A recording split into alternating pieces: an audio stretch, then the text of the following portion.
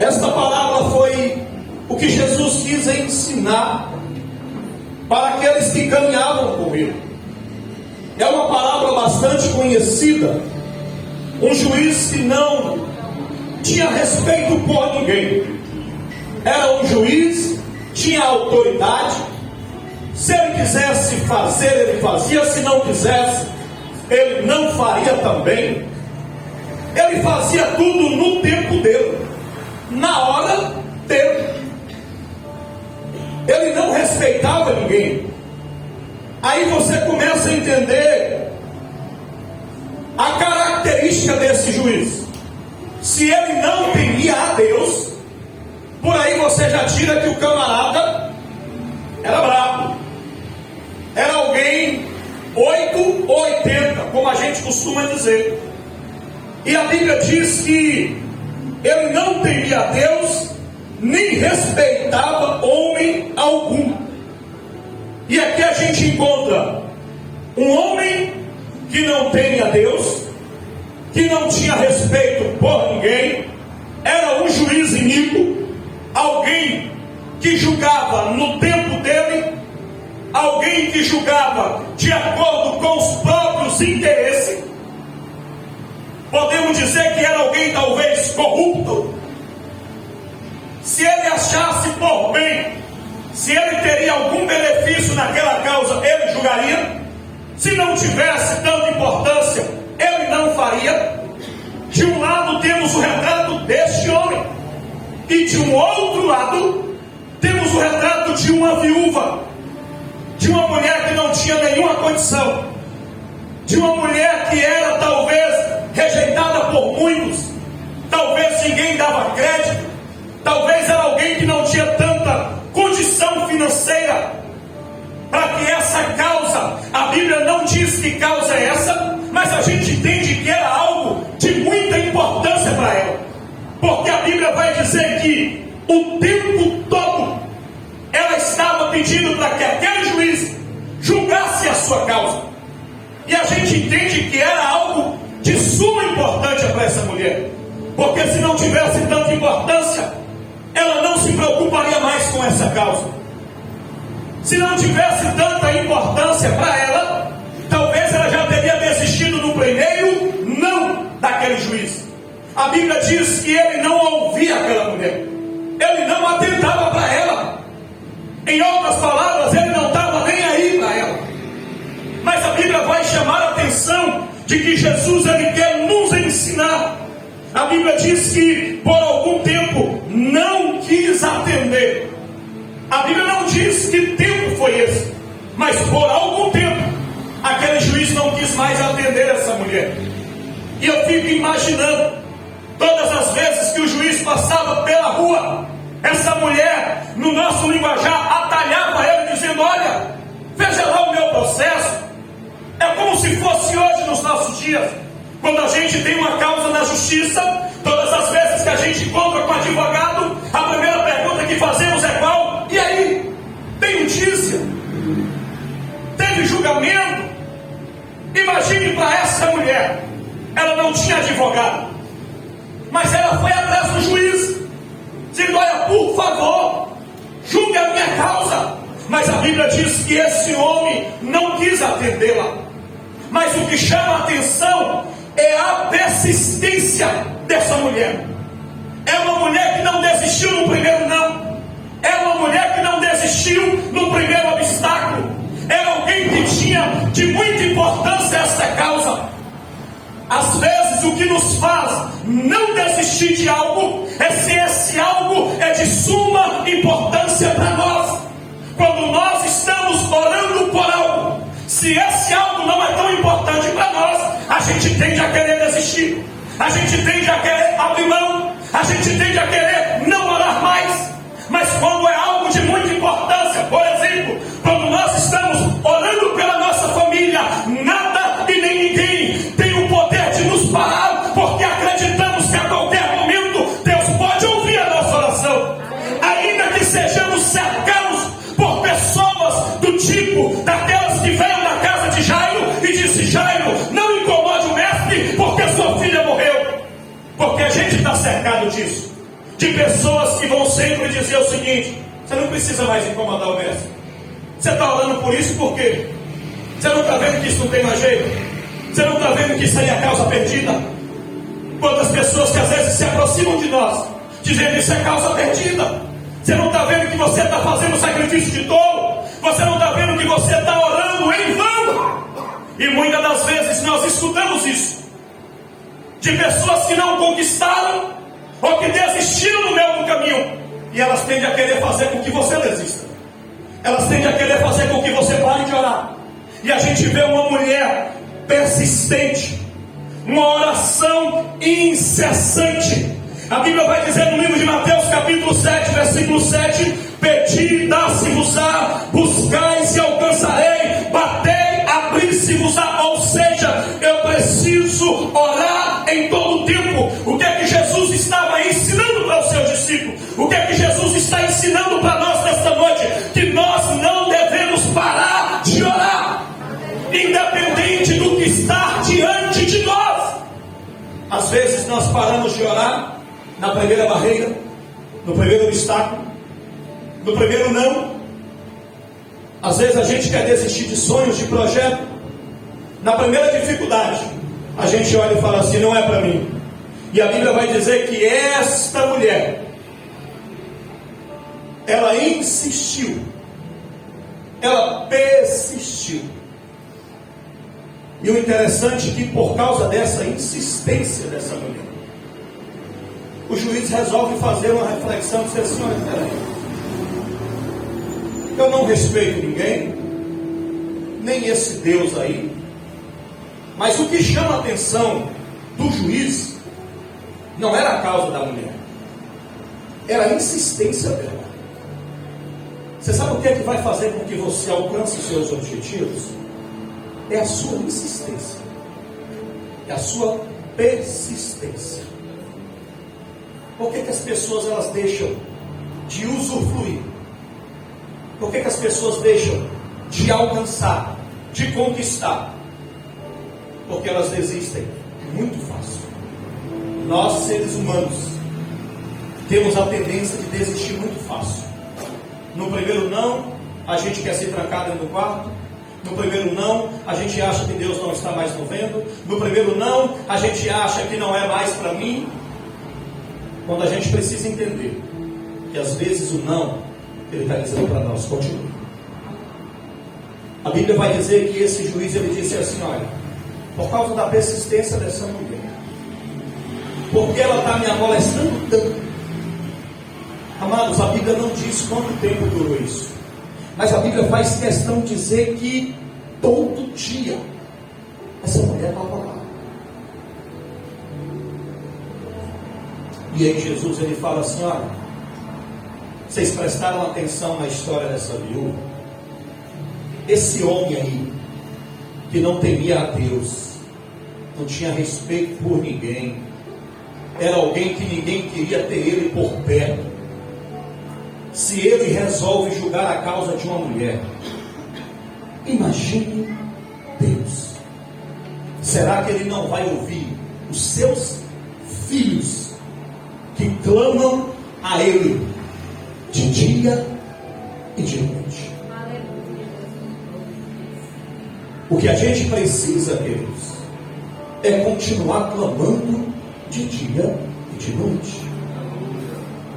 Ele nos ensina o dever de orar e orar sem cessar. Mas você sabe qual é o nosso maior problema? É porque a gente só quer orar quando a gente vê um sinal de que vai acontecer. Quando o profeta estava lá no monte, orando, clamando, por 3 anos e meio, não chovia em Israel. E a Bíblia diz que o profeta começa a orar, e não tinha sinal de chuva, não tinha sequer uma nuvem. 3 anos e meio sem chuva. Você esperava chuva algum dia? Não. Com certeza as pessoas, os moradores daquela época, eles acordaram e na mesma expectativa de que não iria cair chuva, porque 3 anos e meio não tinha caído uma gota. Mas aí a Bíblia diz que o profeta sobe e faz o quê? Ele ora. E a Bíblia diz que na 7ª vez o moço viu uma grande nuvem. O tempo fechou? Não! A Bíblia diz que ele viu uma pequena nuvem do tamanho da mão de um homem. 3 anos e meio sem chover. E aí o que você se depara do céu é uma nuvem tão pequena. Talvez se fosse eu e você, ainda assim a gente não acreditaria que ia cair água. Imagine esse sol que nós estamos vivendo. E a gente vê, tem hora que você olha para o céu, não tem uma nuvem assim, o céu está todo cinzento. E aí de repente aparece uma nuvem tão pequena. Você tem esperança que vai chover? Não tem. Você não viu o relâmpago? Você não viu trovoadas? Você não viu nuvem ficar escura? Mas a Bíblia diz que o moço, ele viu. O profeta disse: o que é que você disse? Olha, eu estou vendo uma pequena nuvem. E o profeta disse: pois então vai cair água. Você sabe como isso acontece, queridos? É com alguém que sabe a quem ele está clamando. A questão não é se eu estou orando. A questão é se eu creio naquilo que eu estou orando. A questão é se eu creio neste que eu estou pedindo. Porque que nós encontramos são pessoas que talvez, olha pastor, eu oro o dia todo, eu oro a manhã toda, mas você acredita naquilo que você está orando? Porque eis aí uma questão. Porque às vezes nem nós acreditamos naquilo que nós estamos orando. Porque a gente não vê nada. Porque a gente olha e logo vê. Eu já disse isso aqui outras vezes que eu estive aqui. E Deus não nos chamou para ver, Ele nos chamou para crer. A verdade é essa. Tudo é possível ao que crê. A gente tem que parar com esse negócio de querer ver. Eu estou orando e não vejo nada. Você não vai ver nada. Você precisa crer dentro de você. Você precisa acreditar dentro de você. Essa mulher, ela não estava vendo nada. Mas ela acreditava que por causa da sua insistência, aquele homem poderia julgar a sua causa.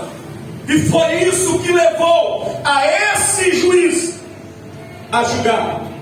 Ele disse assim: olha, nem respeito a homem algum, todavia.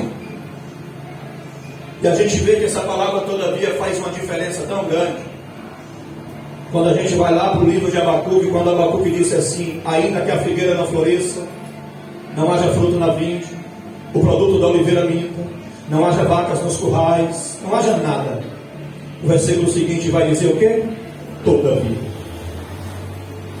A palavra ainda significa até agora, até este momento. E a palavra todavia significa contudo, porém, no entanto. Esse juiz estava dizendo: com tudo que essa mulher está me molestando, diante de toda essa insistência, eu vou julgar a causa desta noite. Eu vim aqui nesta noite dizer para você que o que vai fazer a diferença na tua oração é se você acredita naquilo que você está orando. É porque da mesma forma que existe um juiz que não tem a Deus, talvez existem situações que a gente olha e parece assim: poxa pastor, eu estou orando há anos por isso, e parece que isso não vai acontecer. Eu quero declarar nesta noite que sobre a tua vida existirá um todavia. Eu quero que você saia daqui nesta noite dizendo: sobre a tua vida existirá um todavia. Se você procurar no dicionário, todavia significa no entanto, contudo, porém, eu me alegrarei no Senhor. O juiz disse assim: todavia, como esta viúva me importuna, julgarei a sua causa, para não suceder que por fim venha me molestar de novo. Então disse o Senhor: considerai o que diz esse juiz. Jesus está dizendo: olha, veja o que esse homem falou, prestem atenção no que ele disse, porque ela me incomodou tanto, eu vou tirar essa mulher do meu pé. E a única maneira de tirar a mulher do pé era julgar a causa dela. Queridos, e essa mulher não estava pedindo muita coisa, apenas que julgasse a causa dela, seja perca ou ganho. mas que houvesse um julgamento.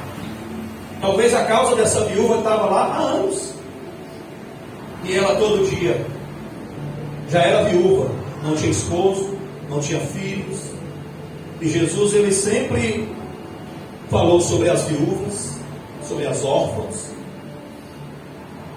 E aí este homem, e eu acredito, queridos, na ação do Espírito de Deus.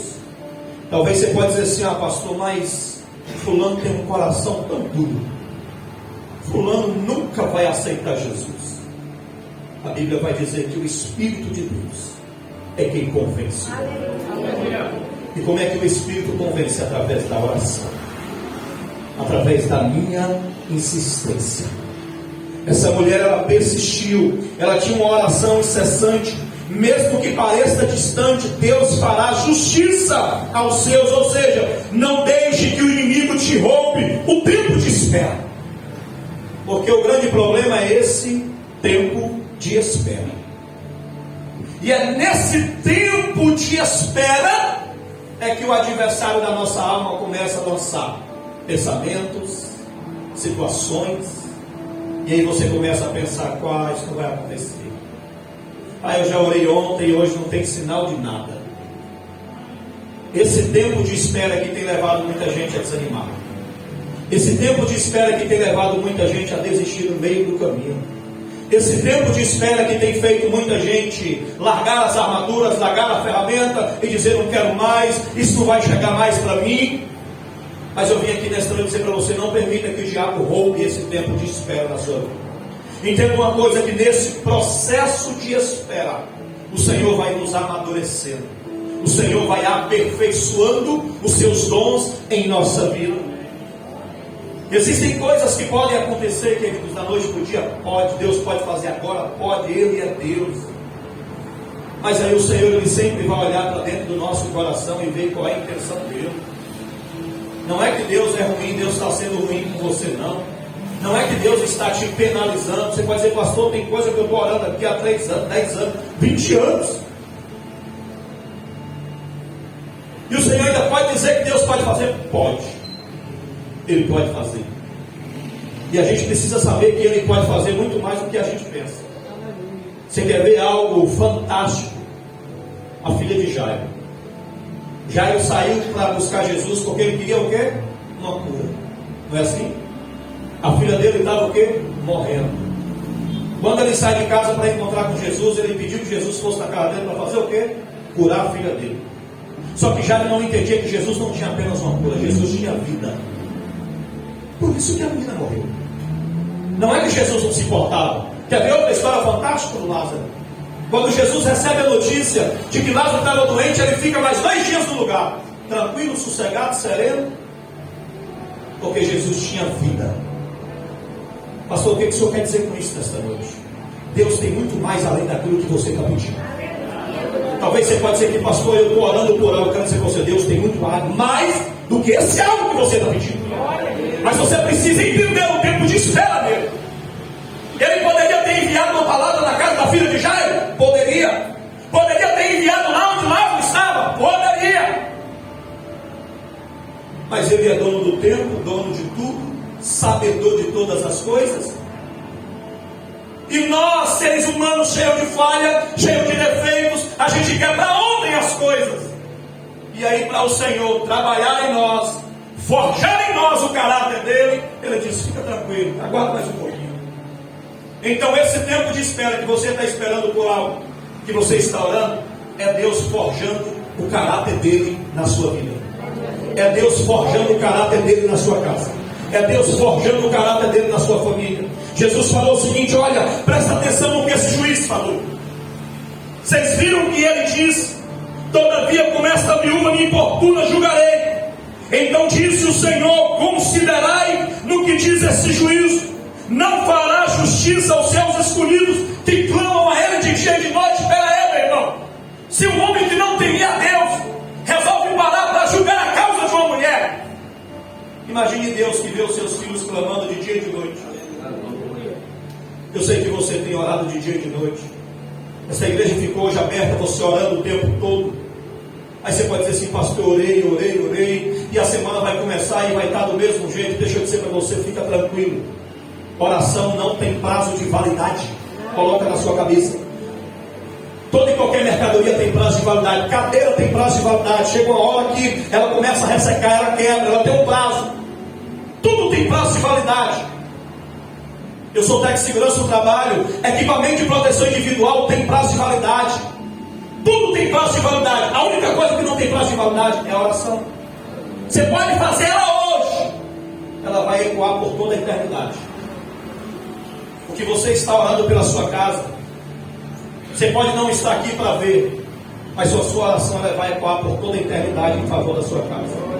Toda palavra que você ora em favor da sua casa, do seu filho, do seu esposo, do seu trabalho, você precisa entender que essas orações elas não ficam voando no tempo, não, elas têm um destino, elas têm uma direção, e a gente precisa entender isso. O que você orou hoje durante todo o dia teve um direcionamento, teve um destino. Pastor, orei pela minha casa, essa oração vai ecoar sobre a tua casa. Pastor, orei pela vida dos meus filhos, ela vai ecoar na vida dos seus filhos. Eu sempre falo que tem coisas que nós não vamos ver. Tem promessas que não é para nós, é para os nossos filhos. Tem promessa que não é para os nossos filhos, é para os filhos dos nossos filhos. Mas Deus vai cumprir a promessa. Mas Deus cumpre a palavra dele. E a gente precisa saber que aquilo que nós estamos orando, e nós precisamos crer em quem nós estamos orando. Porque é muito fácil orar. A gente vem num lugar como esse, a gente ora, a gente declara, a gente profetiza. Mas aí quando a gente sai desse lugar, o primeiro obstáculo que o diabo coloca, ou o primeiro pensamento que vem, a gente fala assim: é difícil mesmo. Eu acho que é verdade, você tem razão. Espera aí, meu irmão. Eu quero que você saia daqui nesta noite entendendo: a sua oração não tem prazo de validade. Eu quero que você saia daqui nesta noite entendendo: Deus está forjando o caráter dele na sua vida através da tua oração, através desse processo do tempo. Eu quero que você saia daqui nesta noite entendendo que o Senhor, Ele ouve a oração dos seus filhos que clamam a Ele de dia e de noite. Por causa da persistência dessa mulher, não deixe que Ele mate a fé que há no seu coração. Não permita que o seu adversário roube a fé que existe em você. Os discípulos caminhavam com Jesus, e em um dado momento eles disseram assim: mestre, acrescenta-nos a fé. Às vezes o que nos falta é fé, e não precisa ser muito grande, você sabe disso. Você precisa ter fé. O importante é ter fé. E o interessante é que Jesus disse assim: digo-vos que depressa lhe fará justiça. Contudo, quando vier o Filho do Homem, achará porventura fé na terra? E a gente está vivendo um tempo, querido, que a gente vai achar de tudo, menos fé. É como você andar aquela avenida 23 de março, em São Paulo, 23 de março, não? 25 de março, eu sempre acho que é 23, 25 de março, você entra naquela, nunca foi, mas quem foi fala que você encontra de tudo. Nesse mundo que a gente vive, a gente encontra de tudo no meio do povo de Deus, menos fé. A gente encontra muita pataquada, muita presentada, muita idolatria, muitas aberrações, mas a gente não está encontrando fé. As pessoas, elas estão tendo de tudo para tudo, mas elas não estão tendo fé. E a gente sabe que é fundamental. E foi por isso que Jesus disse assim: olha, quando vier o Filho, ele vai achar fé na terra.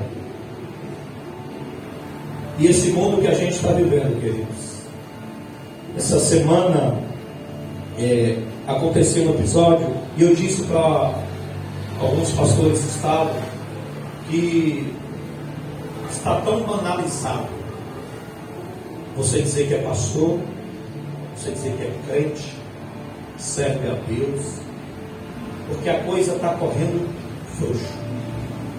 Todo mundo é crente, todo mundo é gospel, todo mundo é tudo, menos servo de Deus. A gente está vendo de tudo. E eu sempre falo que você não precisa colocar uma plaquinha no seu pescoço dizendo que você é crente ou que você é cego. As pessoas precisam olhar para você e detectar isso. Elas precisam olhar para você e ver que você tem algo diferente. E a gente vai encontrar de tudo neste mundo, querido, menos fé. Por onde Jesus passou, ele disse: olha, a tua fé te curou, a tua fé te salvou. Precisa haver fé. Por que existe muita gente correndo de um canto para o outro? E aí eu entendo que a Bíblia diz que chegará um tempo, você diz assim: olha, dirão, olha, o Cristo está ali. E vai todo mundo correr. Está lá, e todo mundo correr. Queridos, eu quero abrir um parênteses aqui rapidinho. Eu creio no que Deus faz, creio em milagre, creio que Deus fala, creio que Deus usa os seus profetas, creio. Eu acredito. Mas eu acredito na maior profecia que é a palavra. É ela quem norteia as nossas vidas. E as pessoas, elas estão correndo. Por isso que nós não estamos achando fé. Estamos achando pessoas que estão correndo atrás de homens, porque querem ouvir coisas para os seus próprios deleites, para saciarem a sua alma. Quando o evangelho, queridos, é evangelho de cruz, de renúncia. Hoje mais cedo eu estava conversando com um colega que hoje está sendo muito fácil ser crente com a vida dupla. Você vai ao domingo à igreja e durante a semana você faz o que você quer da sua vida. Quando o evangelho ele é tão simples. Quando Jesus disse assim: olha, negue-se a si mesmo, tome a sua cruz e me siga. Por que muita gente vivendo crise de identidade? Pessoas que não sabem por que estão na igreja. Pastor, eu não sei nem por que eu estou na igreja. Tem gente vivendo esse tempo. Aí eu já orei tanto e não vejo nada, então eu vou sair. As pessoas estão vivendo assim. E é necessário que tenhamos fé. E fé em quem, pastor? No único Deus. No único Deus. É a minha fé que vai fazer eu não desistir. É a minha fé que vai fazer eu acreditar. E que se eu continuar orando, Deus vai fazer na minha vida. Se coloca de pé, deixa eu orar por você.